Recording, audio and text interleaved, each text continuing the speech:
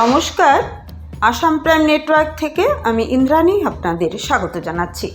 গ্রামাঞ্চলে অনেক প্রতিভা রয়েছে, কিন্তু সেসব প্রতিভা তুলে ধরার সুযোগ ছিল এতদিন।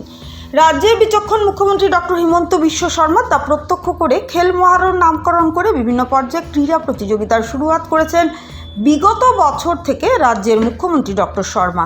শুক্রবার উদারবন ডিএনএইচএস স্কুলের মাঠে স্কুলের অধ্যক্ষ নীলমণি দাসের পৌরোহিত্যে অনুষ্ঠিত বিধানসভা ভিত্তিক খেল মহারণের সমাপ্তি দিবসে পুরস্কার বিতরণী সভায় বক্তব্য রাখতে গিয়ে একথা বলেন উদারবন্দের বিধায়ক মিহিরকান্তি সোম। তিনি বলেন, এবারের প্রতিযোগিতা খুব সুন্দরভাবে শেষ হয়েছে। ওই দিনের সভায় বক্তব্য রাখেন ডিএসও স্বার্থে তিরাং প্রাক্তন মণ্ডল সভাপতি নবারুণ চক্রবর্তী, সভাপতি নীলমণি দাস।